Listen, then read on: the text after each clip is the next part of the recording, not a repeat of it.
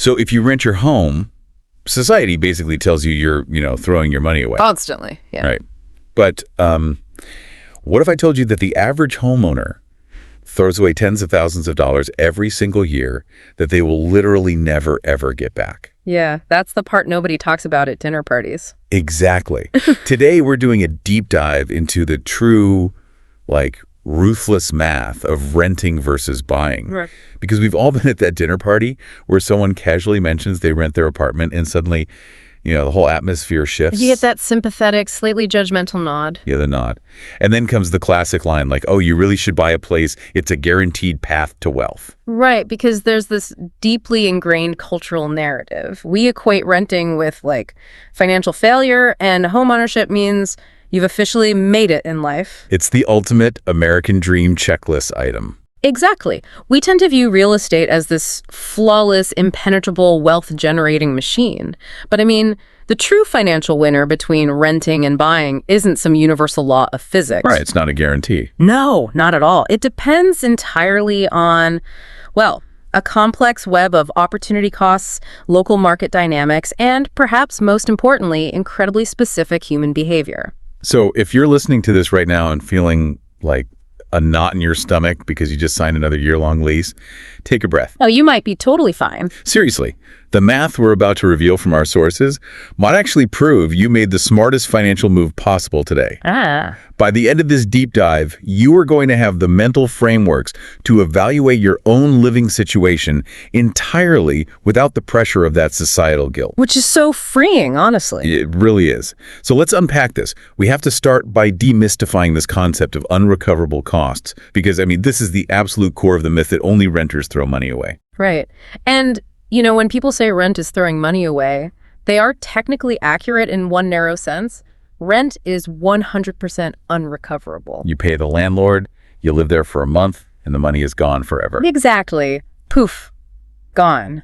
Where the dinner party argument completely falls apart, though, is the assumption that buying a home means your monthly payment is being, safely deposited into a giant piggy bank. Right. Like every mortgage payment is just going straight to your net worth. Which is wildly untrue. Homeownership is absolutely packed with hidden, unrecoverable costs.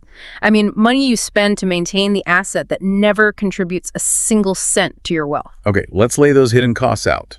Because if it's not going into the piggy bank, where is the home buyer's money actually vanishing to? Let's look at the biggest culprit first, which is mortgage interest. Oh, yeah. That's a big one. It's huge! Mortgages are heavily front-loaded because, the bank calculates your interest based on the total remaining principal of your loan. So on day one of a 30-year mortgage, you owe them everything. Right. So in those early years, almost your entire monthly payment goes towards servicing that massive pile of debt, not buying the physical house. Yeah. And that interest is entirely unrecoverable.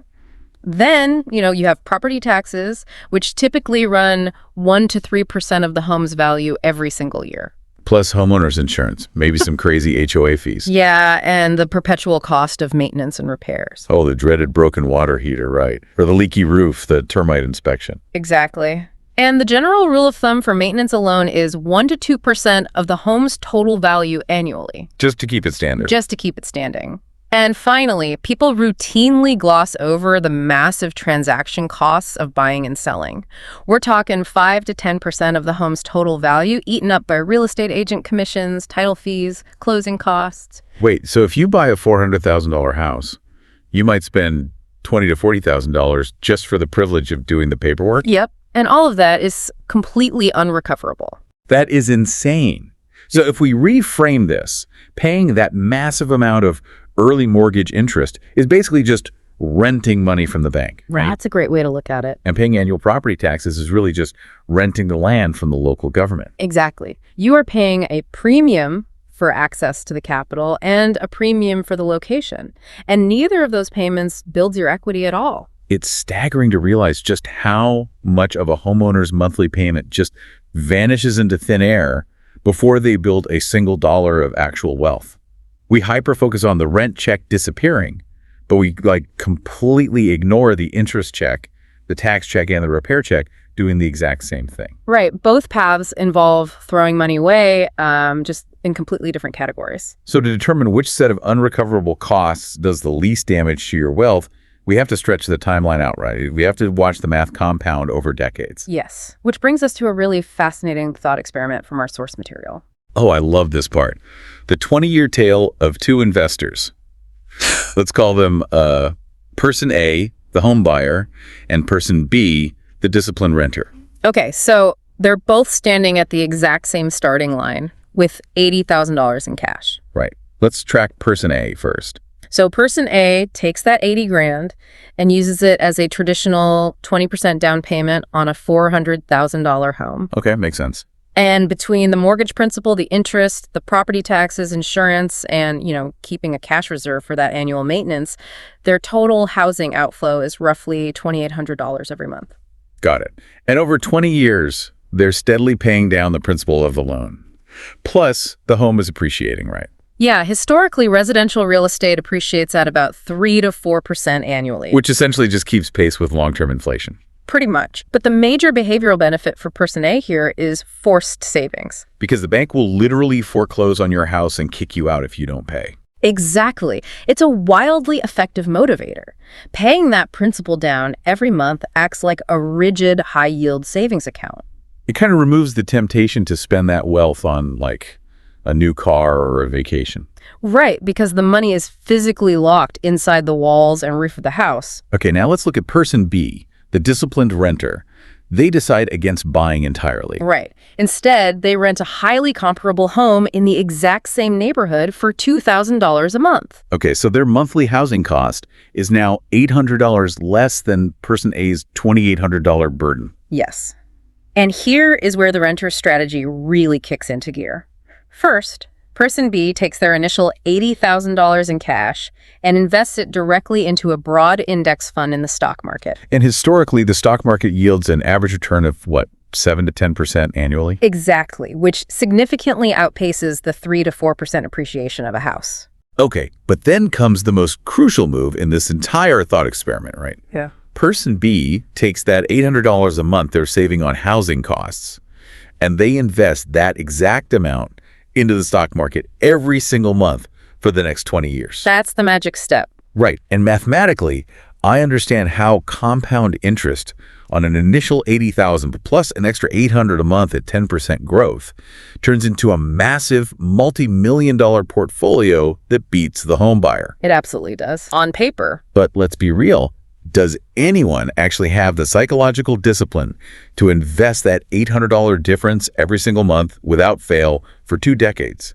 Or is Person B just a total financial unicorn? Yeah, you're hitting on the fundamental behavioral reality that separates a sterile spreadsheet from, messy real life. Right. Mathematically speaking, Person B often wins in this 20-year scenario. The compounding returns of a stock market index fund typically outpace the net returns of real estate after you subtract all those unrecoverable costs we just outlined. The interest, the taxes, all of that. Exactly. But finding a rental who religiously sweeps every penny of their housing savings into a brokerage account for 20 years without ever touching it, they are exceptionally rare. Yeah, because human nature usually dictates that the $800 gets absorbed into lifestyle upgrades. Precisely. The spreadsheet assumes we are perfectly rational robots who never want to upgrade our wardrobe or, take a trip to Europe. Right. And also that 20-year time frame feels like a trap anyway. I can't predict what I'm having for dinner next week, let alone where my career will take me in 2 decades. Absolutely. So if you're scrolling through Zillow listings tonight, how do you actually know if your specific neighborhood is ripping you off right now? Well, our sources provide 2 immediate mathematical shortcuts for this. Okay, let's start with the first one, the 5% rule. So the 5% rule is a brilliantly simple heuristic. It's designed to give you a quick estimate of a home's initial unrecoverable annual cost. It takes all those hidden costs we talked about and bundles them into a single percentage.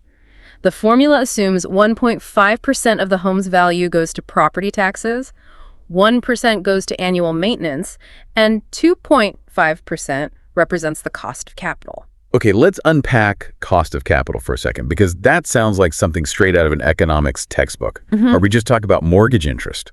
It covers mortgage interest, but it also covers the lost investment opportunity of your down payment. Because if you sink $80,000 into a house, that money is no longer earning a 7 to 10% return in the stock market. Right, that lost stock market growth is a very real cost to your overall wealth. Exactly. So you combine the 1.5% for taxes, the 1% for maintenance, and the 2.5% for the cost of capital, and you arrive at a total of 5%. Okay, let's run the math on a real-world scenario so we can see how to actually use this. Yay. Let's say you're looking at a $400,000 house. 5% of $400,000 is $20,000 a year. Yeah. Divide that by 12 months, and you get about $1,666 a month. What does that number actually tell us? It gives you a clear break-even threshold. That $1,666 represents the pure, unrecoverable cost of owning that specific $400,000 home. Okay. So if you can rent that exact same house or a very similar one in the same neighborhood for less than $1,666 a month, the math heavily dictates that you should rent and invest your savings. Wow. Okay, so this is basically a financial tape measure for a neighborhood. Exactly. It's a quick, ruthless way for you to size up a listing without needing to build like a complex amortization table in Excel. Yeah, it takes 10 seconds on your phone calculator. But what if the whole city is just caught in a massive real estate bubble? Like, is there a way to measure the macro environment rather than just a single house? Yes, and that brings us to the second metric from our sources, the price-to-rent ratio. Okay, how does that one work? This looks at the broader macroeconomic health of a city. You simply take the median home purchase price in a given area and divide it by the median annual rent for that same area. So, if a typical house costs $500,000 to buy and the typical annual rent is $20,000, $500,000 divided by $20,000 gives us a ratio of 25. Perfect. And the general rule of thumb here is that a ratio over 20 economically favors renting, while a ratio under 15 economically favors buying. Okay, so when you see a ratio of 25 or 30, which is, incredibly common in highly competitive coastal cities. Oh yeah, very common. It means the price to buy a home has completely detached from the fundamental rental value of the property. Exactly. So basically, if I buy a house in a market where the ratio is 30, I'm buying a luxury lifestyle good, not making a sound math-based investment. That is exactly what you're doing. The local incomes simply can't support those purchase prices.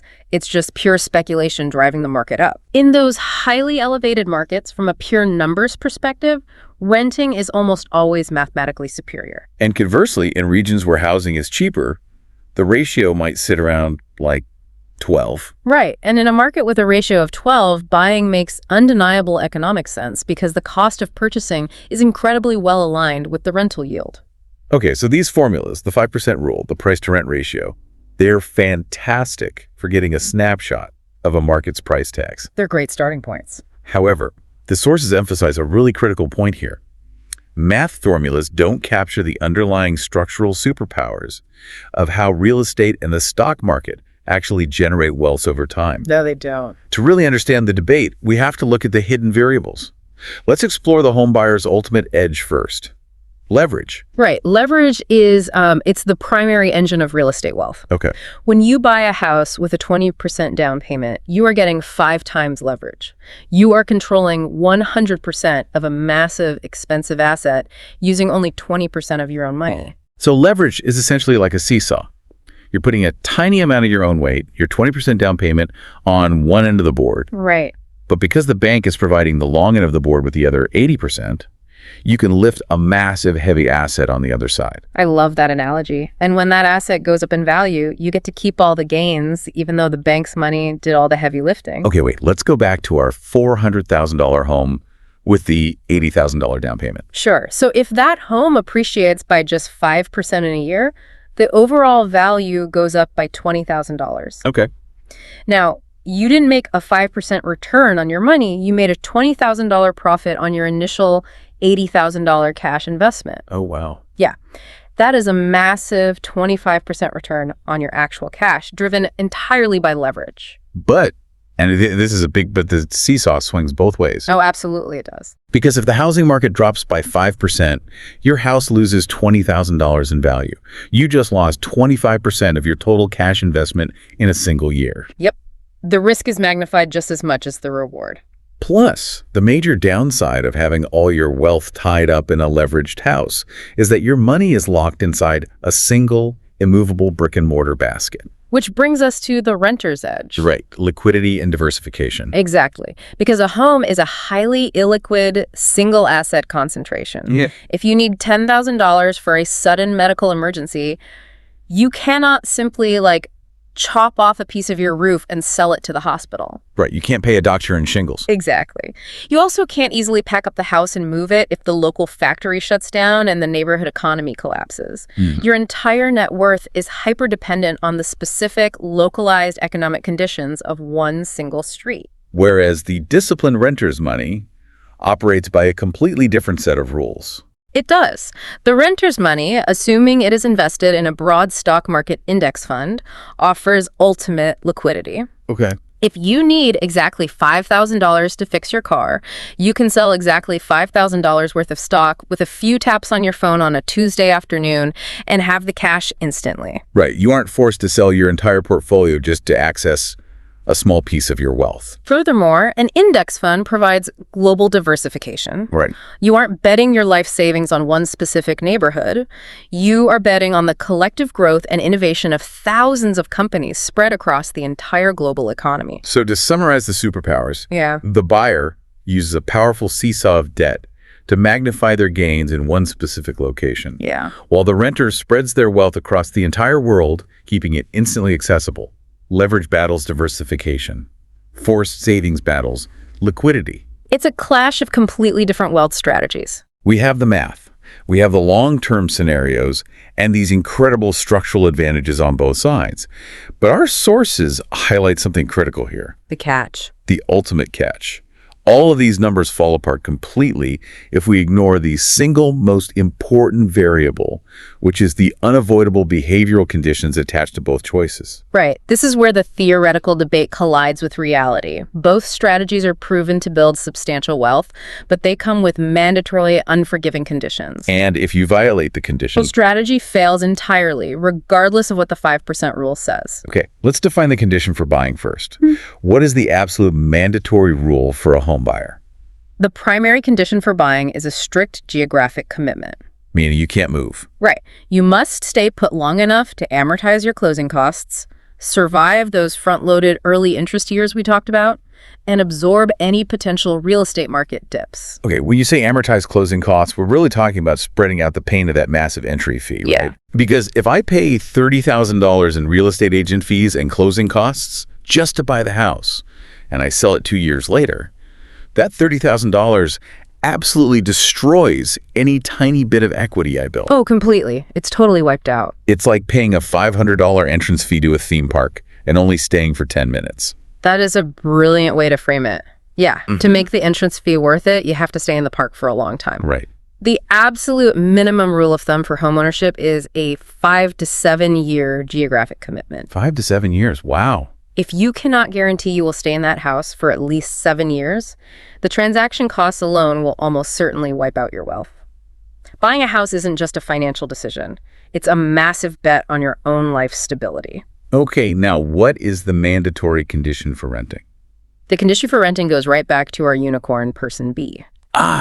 You have to actually invest the money. You must actually invest the financial difference. This is entirely non-negotiable. If you rent a cheaper place, but the $800 a month in savings goes toward lifestyle creep, nicer dinners out, luxury cars, expensive vacations, then buying wins every single time. And it wins purely due to the forced equity mechanism of a monthly mortgage payment. Exactly. This raises a fascinating, almost philosophical point. If renting only wins when a person possesses, like, ironclad robotic financial discipline, Yeah.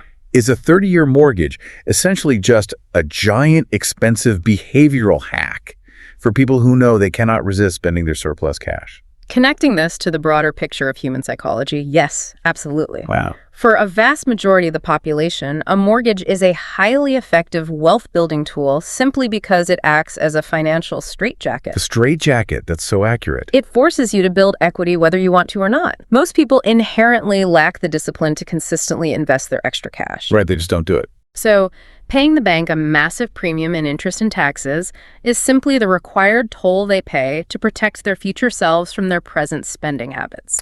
That is a staggering realization. I mean, it shifts this entire debate from being a purely mathematical spreadsheet exercise to a deeply personal interrogation about your own habits, your own discipline, and the trajectory of your own life. Exactly. The math is only ever half the equation. The other half is taking an honest look in the mirror and knowing yourself. As we wrap up this deep dive, let's synthesize this for you, the listener. How do we distill this stack of financial sources down to the most critical takeaways? It comes down to 3 core principles. First, point the idea that only renters throw money away. Unrecoverable costs exist on both sides. Right. Renters pay for shelter, buyers pay for interest, taxes, and maintenance. Neither path is free. Okay, second. Second, understand the structural trade-offs you are choosing. The buyer utilizes the incredible power and risk of leverage, while the renter utilizes the safety of global diversification and instant liquidity. And the third principle. Your ultimate success depends entirely on honoring the conditions. Right. You are choosing either a 5 to 7 year locked-in geographic commitment, or you are choosing relentless, robotic investing discipline in the stock market. So what does this all mean for you right now? As the source material prompts, are you evaluating a specific city or a specific Zillow listing right now? Yeah, try it out. Have you actually run the 5% rule on your own neighborhood to see what the math dictates? And realistically, looking at your career and your relationships, what time horizon do you have in mind for staying in one location? That's the real question. Are you truly ready to lock your life into a single zip code for 7 years, or is your life still beautifully in flux? Answering those deeply personal questions will dictate the right financial move far more accurately than any sweeping dinner party generalization ever could. I want to leave you with a final thought to ponder. Something that builds on this idea of time horizons and life planning that wasn't strictly in the math we covered. Oh, I like this. Imagine an incredible, unforeseen career opportunity, or perhaps a major life event, forced you to pack up and move in exactly 3 years. Wow. Okay. How would that single constraint completely obliterate the deeply held cultural argument that buying is always better? And what does that thought experiment reveal to you about the true hidden monetary value of maintaining your flexibility? That is a great question to ask yourself. Next time you find yourself at a dinner party and the topic of housing comes up, you're going to have a profoundly different perspective to share. Keep crunching the numbers, stay curious, and we will see you on the next Deep Dive.